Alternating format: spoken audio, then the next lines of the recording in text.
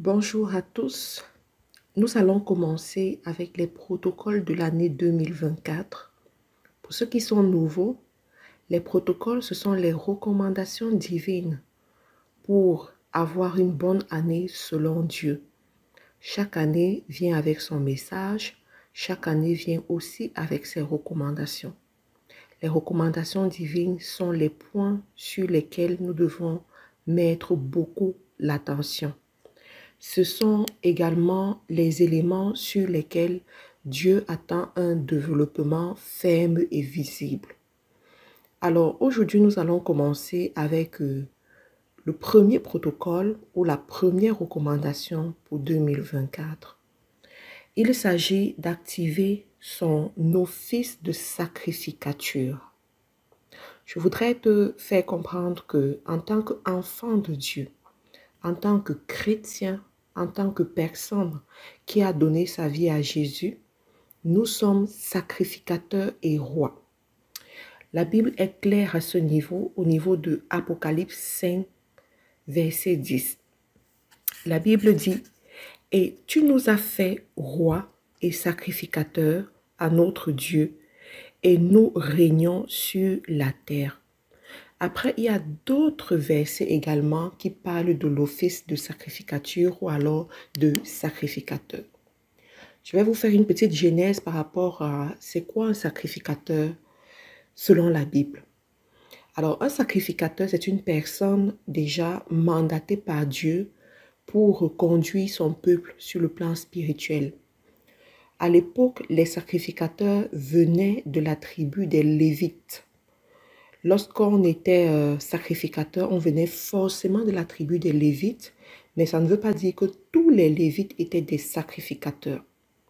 Il fallait accepter cet office et il fallait se faire ordonner, en fait, pour être un sacrificateur. Le sacrificateur, c'est lui qui allait gérer ce qu'on appelle le lieu saint, les parvis de Dieu, le lieu saint, le lieu très saint. Pour ceux qui ont été à la conférence de faiseurs d'exploits au Canada, la coach Zoya nous a longuement parlé de ces trois dimensions.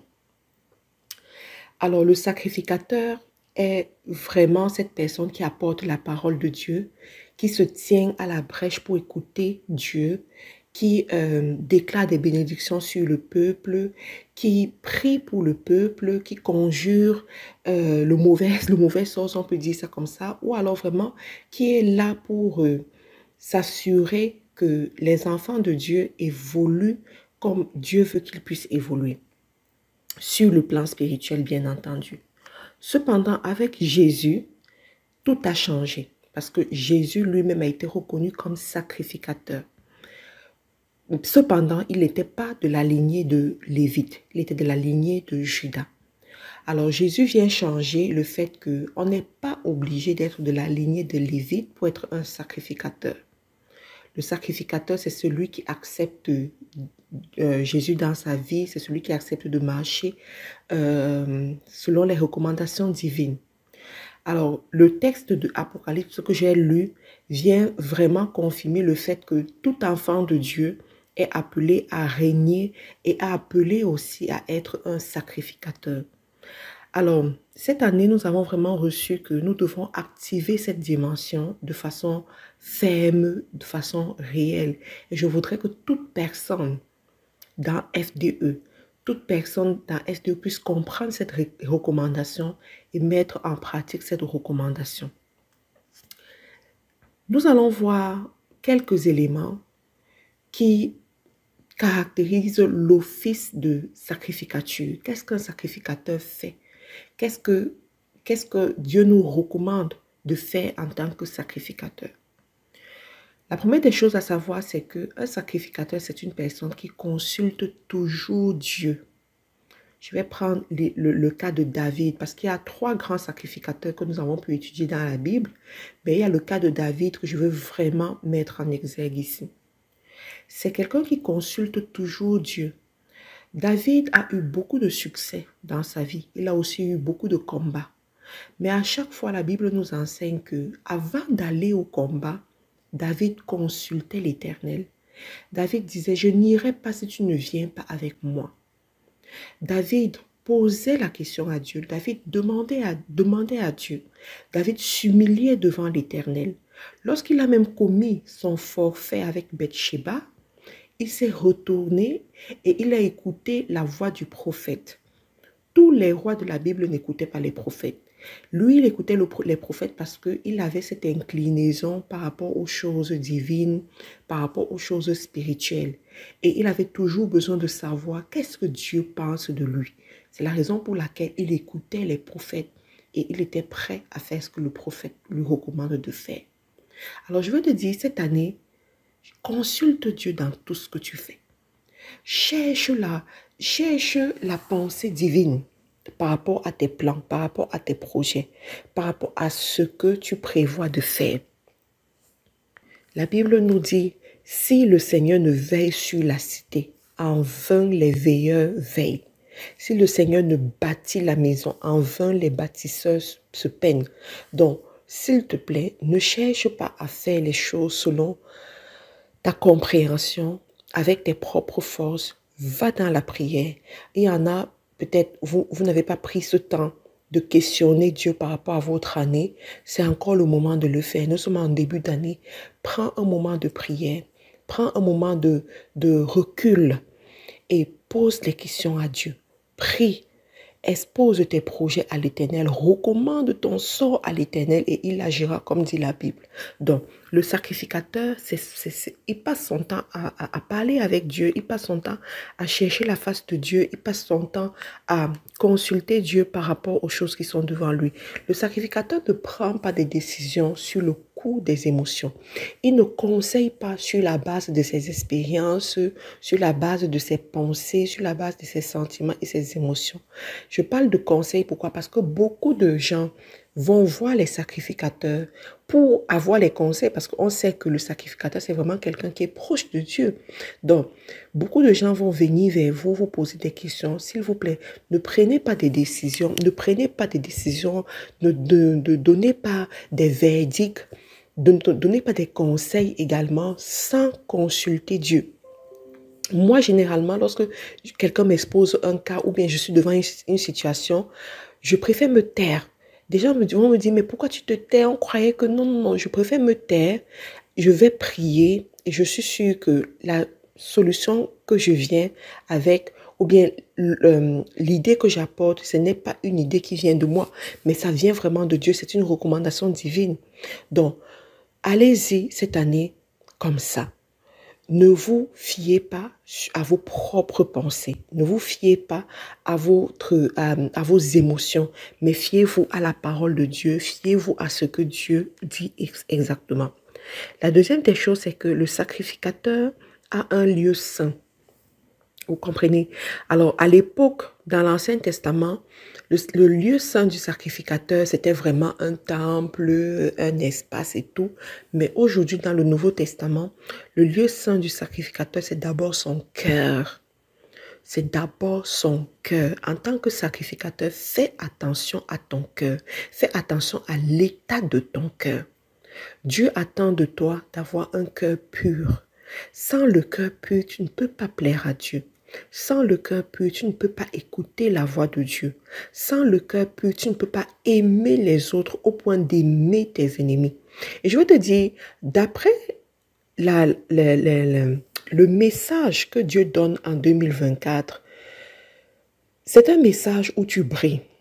Et comme je vous ai dit, quand tu brilles, tu attires beaucoup de regards, tu attires aussi des mécontents, d'accord? Ça veut dire beaucoup de combats également. Cependant, la Bible te dit te recommande d'aimer tes ennemis. Comment aimeras-tu tes ennemis si ton cœur n'est pas pur? Alors cette année, en tant que sacrificateur, travaille sur l'état de ton cœur. Ne tombe pas dans le piège de l'ennemi qui va t'amener dans l'amertume justifiée. C'est quoi l'amertume justifiée? C'est l'amertume où tu as toutes les raisons pour valider ta colère, pour valider ta déception, pour valider l'état défavorable dans lequel tu pourrais être. Ça peut être que quelqu'un t'a trahi et à cause de cette trahison-là, tu choisis de ne pas témoigner l'amour. Tu as raison, c'est compréhensible, sauf que tu es en train de tomber dans le piège de l'ennemi. Ça peut être que quelqu'un a rendu un mauvais témoignage sur toi, quelqu'un a dilapidé tes biens et tu choisis de ne plus témoigner l'amour. Tu choisis de fermer les portes. Tu choisis de changer ton comportement. Tu choisis d'être amer. Je dis bien tu choisis parce que tu as le choix. Tu choisis de plus faire attention. Ah, je vais maintenant, je vais faire plus attention. En fait, ce sont des petites manipulations du diable pour mettre l'amertume dans ton cœur. Sauf que quand tu le fais, tu t'éloignes de Dieu. Quand tu le fais, tu ne peux plus entendre du Saint-Esprit. Dieu veut que tu aies un cœur pur. Il dit à lui la vengeance, à lui la rétribution. Laisse Dieu gérer ces cas. Et toi, joue ton rôle qui est celui d'aimer, de servir Dieu et de conduire son peuple. Il faut savoir que cette personne qui t'a trahi, cette personne qui t'a blessé le cœur, cette personne qui s'est éloignée de toi, qui s'est mal comportée, cette personne qui n'a pas été reconnaissante, elle est une parmi des milliers en fait. Tu comprends? Elle est une parmi des milliers. C'est pas à cause de cette personne que tu vas abandonner ton mandat que Dieu t'a donné. C'est pas à cause de cette personne que tu vas abandonner ta destinée. Ta destinée est beaucoup plus importante que ce que cette personne t'a fait. Donc, garde ça en tête en 2024 et mets la paix dans ton cœur. Mais garde un cœur pur. C'est la raison pour laquelle tu dois pardonner à certaines personnes. Vous savez, le pardon on a beaucoup de raisons pour ne pas pardonner. Mais je veux que tu comprennes que ta destinée est plus importante que ces petits pièges de l'ennemi. Ne tombe pas dans ces pièges en 2024. Vas-y, pardonne aux personnes que tu dois pardonner. Relâche les personnes que tu dois relâcher. Même si on va penser que tu es faible, que tu te laisses rabaisser. Il n'y a pas de souci. Ta destinée est plus importante. Ce qu'il y a devant, je te garantis, est plus important. Si tu suis ce conseil, si tu es dans cette position et que tu suis ce conseil, je ne te donne pas avant la fin de ce mois pour revenir dire merci. Tu reviendras dire merci à Dieu. En fait, tu vas te demander, mais pourquoi je ne l'ai pas fait plus tôt? Pourquoi je tombais toujours dans le piège de l'ennemi de cette façon? Donc, dis-toi que la Bible a dit, aimez-vous les uns les autres. Tu aimeras ton frère, ton prochain comme toi-même. Tu aimeras ton frère et ta soeur comme toi-même. La Bible ne t'a pas dit, ton frère et ta soeur t'aimeront comme toi tu les aimes. Ou bien, ils t'aimeront comme ils s'aiment eux-mêmes. Pas du tout.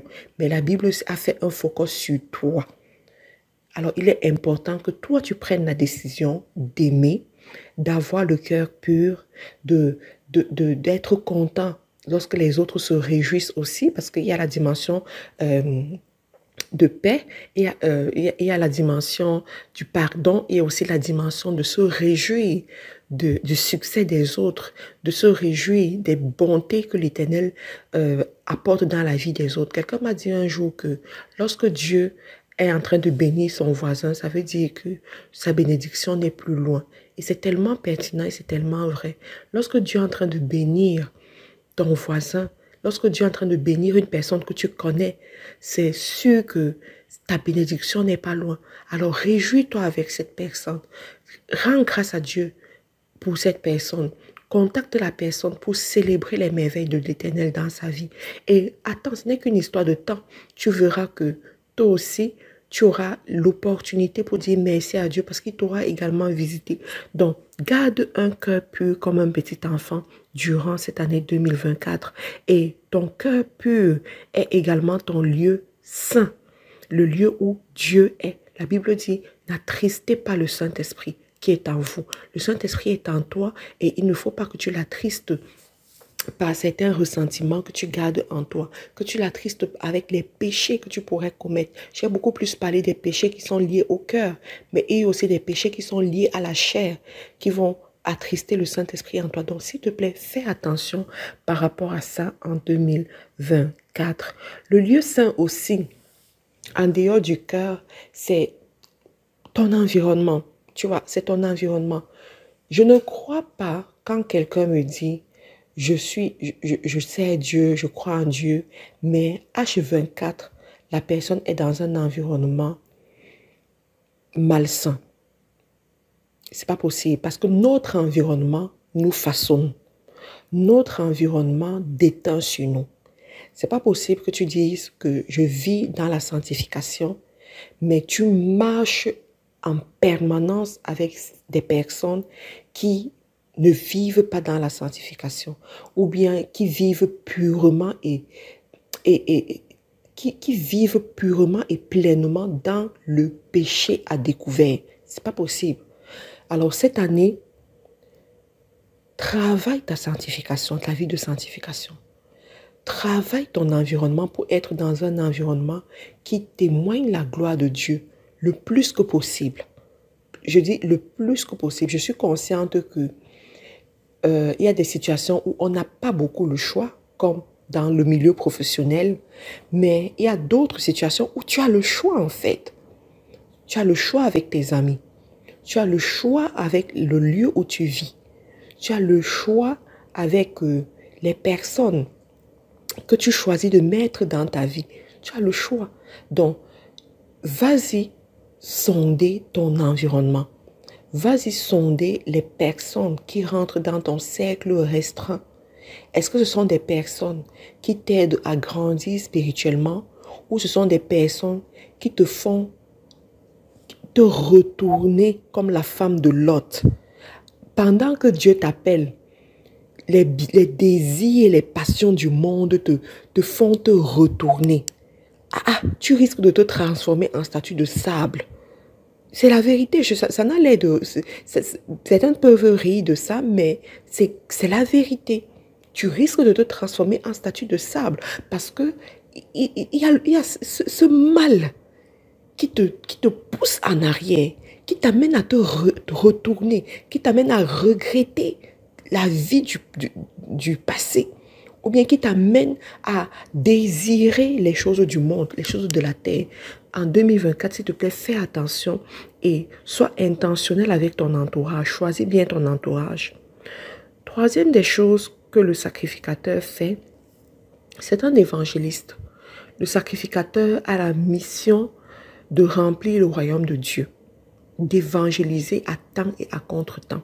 Alors ici, évangéliser, ce n'est pas pour prendre la Bible et aller peut-être à la sortie du métro ou dans les marchés et commencer à dire Jésus sauve et guérit. Non, on commence à évangéliser par son style de vie, par ses choix au quotidien. Donc cette année, comprends que ton physique va évangéliser, tes paroles vont évangéliser, tes choix vont évangéliser. Quand tu es enfant de Dieu, par exemple, et je prends un simple cas, sur les réseaux sociaux, quand tu postes tes photos sur les réseaux sociaux, tu t'assures toujours que on voit ton postérieur. Mon ami, c'est quel témoignage que tu es en train de rendre? Tu t'assures toujours qu'on voit la poitrine qui est dénudée, mais tu es enfant de Dieu. C'est quel témoignage que tu renvoies? Tu t'assures toujours que... En fait, il n'y a pas de différence entre tes photos et les photos d'une personne qui ne connaît pas Dieu. C'est quel témoignage que tu es en train de rendre? Donc, tu vas évangéliser avec tes paroles également. Fais attention aux mots que tu utilises. Fais attention au débit de tes paroles. Fais attention à l'intonation également que tu utilises. Et aux femmes, je veux dire, femme, parle comme une reine en 2024 parce que tu es une reine devant Dieu. Parle comme une reine. Pose-toi la question de savoir comment est-ce que les reines parlent. Les reines qui se respectent, bien sûr, pas les Vashti. Donc, comment les reines parlent et commence à parler comme une reine. Parle comme s'il y avait une couronne visible sur ta tête. Comme si tu étais dans un royaume. Parle de telle sorte qu'on ressente la noblesse dans ta voix. C'est un exercice que nous allons toutes faire en commençant par moi-même. Mais oui, mais il faut le faire. Donc, tout cela va évangéliser parce que les êtres humains vont d'abord te juger avant d'accepter ce que tu es en train de dire. Avant d'accepter l'évangile que tu leur apportes. Ils vont d'abord te juger. Habille-toi décemment. présente-toi avec décence, avec élégance en fait, qu'on puisse reconnaître la grandeur de Dieu en toi. Apporte la parole de Dieu selon le milieu dans lequel tu es appelé.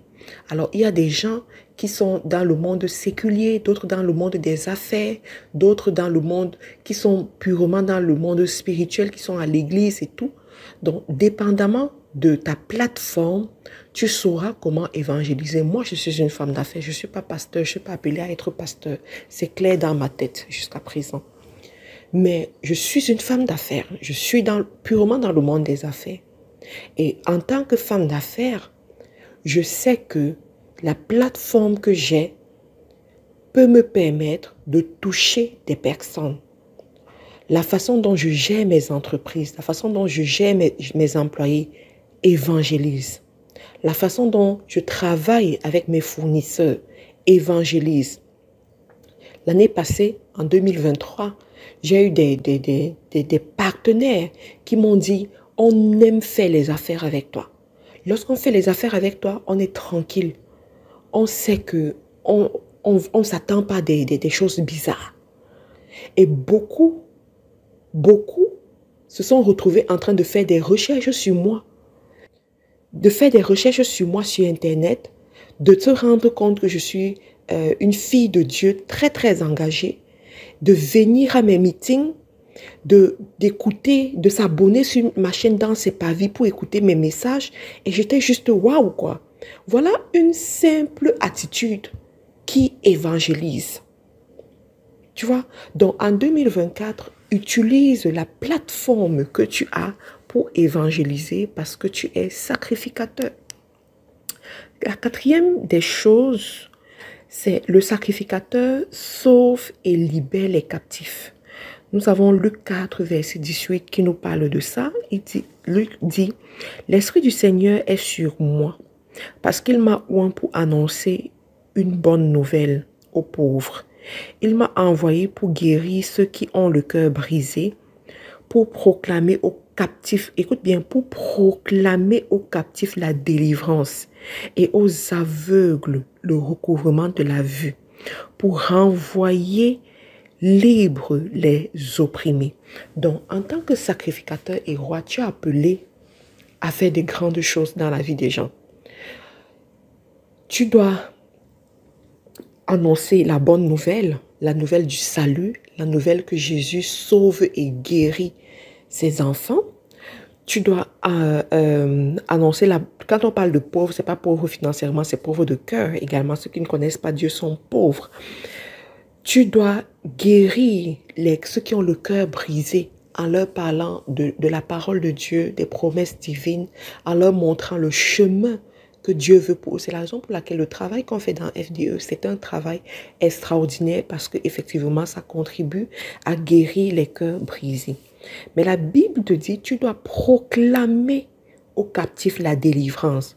On n'a pas dit que tu vas aller, je ne sais pas, peut-être faire des incantations ou des, je ne sais pas quoi, pour délivrer les captifs, pour redonner la vue aux gens. Non, mais tu dois proclamer. Pourquoi tu dois proclamer? Parce que tout est accompli à la croix.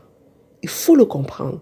Ce n'est pas ta force qui libère une personne. Ce n'est pas ta force qui guérit une personne. Mais c'est Jésus-Christ qui le fait parce qu'il est mort sur la croix. C'est la raison pour laquelle tu dois comprendre le mystère de la croix. Qu'est-ce qui s'est passé à la croix? Parce que tu comprends le mystère de la croix et que la personne qui est devant toi accepte Jésus comme son Seigneur et son Sauveur, toi tu viens en tant que sacrificateur parce que tu comprends les choses spirituelles. Tu proclames les mérites de la croix sur la vie de cette personne. Tu proclames le sacrifice que Jésus a fait et les conséquences de ce sacrifice dans la vie de cette personne. Et tu vas te rendre compte que cela s'accomplit parce que Dieu se tient sur sa parole pour l'accomplir. S'il vous plaît, écoutez très bien ce que je suis en train de vous dire. Ça va vous délivrer de beaucoup de choses. Parce qu'il y en a parmi vous, vous dites, ah, il faut que je couche mon pasteur. Il faut que j'aille voir tel grand homme de Dieu.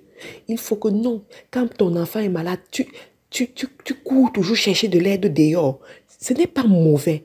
Mais je veux je veux que si tu le fais, que ce ne soit pas par manque de confiance par rapport à qui est-ce que tu es en Christ. Parce que toi-même, en tant qu'enfant de Dieu, sacrificateur, tu as la possibilité de proclamer aux captifs la délivrance. Parce que tout est accompli sur la croix. Tu proclames aux captifs la délivrance, aux aveugles le recouvrement de la vue. Ce n'est pas toi qui le fais. Ce n'est pas au moment où tu le fais que le miracle s'opère. Le miracle est opéré à la croix par Jésus. Et toute personne qui reconnaît ce miracle de la croix, en reconnaissant Jésus comme son Seigneur et son Sauveur, et toute personne qui comprend ce mystère, bénéficie des bienfaits de ce mystère en fait. Donc ça, c'est une chose que tu dois comprendre. Je veux te faire comprendre, en 2024, tu dois être un guérisseur de Dieu. En d'autres termes, tu dois être un libérateur que Dieu utilise. Pour ceux qui suivent généralement les enseignements qu'on donne dans FDE, on vous fait comprendre que dans la destinée, il y a l'étape du désert. En fait, ceux qui sont dans la formation de leadership en ce moment, on en a beaucoup parlé. L'étape du désert, c'est l'étape où Dieu ouvre tes yeux sur ton office de sacrificature et ouvre tes yeux sur ton bâton de commandement, le bâton que tu vas utiliser pour libérer les personnes qui reconnaîtront ta voix. Ces personnes reconnaîtront ta voix. Pourquoi? Parce que tu as traversé les mêmes difficultés que ces personnes. Tu as appelé à aller libérer ces personnes. Tu as appelé à aller proclamer la parole auprès de ces personnes. Alors en 2024, ne reste pas couché dans ta chambre. Ne reste pas confortable derrière ton bureau. Ne reste pas tranquille là où tu es dans ta zone de confort. Mais sache qu'il y a des personnes là à l'extérieur qui souffrent parce que tu n'as pas ouvert ta bouche. Il y a même des personnes qui vont peut-être mourir parce qu'elles ne t'ont pas rencontré, parce qu'elles ne t'ont pas entendu, parce qu'elles n'ont pas suivi ton témoignage, parce qu'elles n'ont pas suivi le dépôt que Dieu a mis en toi. S'il te plaît, lève-toi et brille en 2024. Apporte la parole, libère les captifs en 2024. La dernière des choses par rapport au sacrificateur, c'est que le sacrificateur enseigne la parole. Un sacrificateur qui n'enseigne pas la parole, c'est un sacrificateur qui ne transmet pas et qui va briser la chaîne, la chaîne instituée par Abraham. La Bible nous fait comprendre que nous sommes fils et filles d'Abraham. Nous sommes les descendants d'Abraham par la foi. Mais il y a une chose que Dieu a dit à Abraham. Dieu lui a dit, je sais que tu enseigneras tes enfants après toi à marcher selon l'Éternel. Dieu a dit ça à Abraham. Alors si, en tant que sacrificateur, tu n'enseignes pas aux autres comment servir Dieu, comment marcher avec Dieu, comment se tenir sur la face de l'Éternel, tu es en train de briser cette recommandation et tu es en train d'éloigner les gens après toi des bénédictions qui découlent de la lignée d'Abraham. Et ça, c'est pas bien. C'est un grand péché même d'ailleurs. Donc, en 2024, tu dois te positionner comme sacrificateur qui enseigne la parole. Ça ne veut pas nécessairement dire que tu seras pasteur. Ça ne veut pas nécessairement dire que, je ne sais pas, tu dois être dans une église pour apporter la parole. Non. Commence dans ta maison. Est-ce que dans ta maison, les gens craignent Dieu? Est-ce que dans ta maison, les gens connaissent Dieu? Commence chez toi. Et enseigner ne veut pas nécessairement dire faire asseoir les gens pendant 1 heure, pendant 2 heures et donner des cours. J'ai ma marraine qui disait, je vais vous enseigner des choses, mais je vais vous enseigner les choses au jour le jour. Vous allez me voir faire. Il y aura des situations, je vais attirer votre attention dessus et tout, et je vais vous transmettre des enseignements. À l'époque, lorsqu'elle le disait, pour moi, ça passait, ça ne me disait presque pas grand-chose. Mais quand je regarde comme 20 ans après, alors que je suis dans ma vie de femmes mariées, de femmes entreprenantes et tout. Je me souviens de tous ces moments d'enseignement. Je me souviens de toutes ces choses qu'elle nous a inculquées. Parfois, on était dans la voiture, parfois on était en train de faire la cuisine, parfois on était en train de marcher dans la rue tout simplement. Donc, toute opportunité est une opportunité qui te permet de transmettre un message aux personnes qui sont en face de toi. Ne loupe pas ces opportunités en 2023. Alors, en 2024. Alors, je vais pas être aussi longue que ça. Je vais m'arrêter là pour ce protocole et nous allons revenir demain pour un autre protocole. Je vous recommanderais également de suivre l'enregistrement de la proclamation du mardi. Voilà, de la consécration du mardi. On a notre sœur qui a parlé de l'office de sacrificature également, sous un autre volet. Allez-y, suivez cela, ça va également vous aider à mieux comprendre et à mieux vous positionner par rapport à ça cette année. Que Dieu vous bénisse, que Dieu vous garde, que cette année 2024 soit vraiment une année spéciale pour vous. Chaque année vient avec son lot de bénédictions et en 2024, nous allons marcher avec l'Éternel. Nous allons bien commencer, nous allons bien finir avec lui. On se retrouve également dans le Zoom pour les jours de consécration avec FDE. Nous avons 12 jours de consécration avec FDE, donc ne manquez pas. Souviens-toi que tu es la prunelle des yeux de l'Éternel, que tu as un grand prix à ses yeux, qu'il t'aime puisque toi tu ne t'aimes et qu'il veut que tu réussisses, qu'il veut que 2024 soit une des meilleures années de ta vie. Ceux qui marchent avec Dieu sont resplendissants et sont beaux et réussissent toujours. Alors toi aussi, tu dois expérimenter cette dimension avec Dieu. Que Dieu te bénisse et à demain.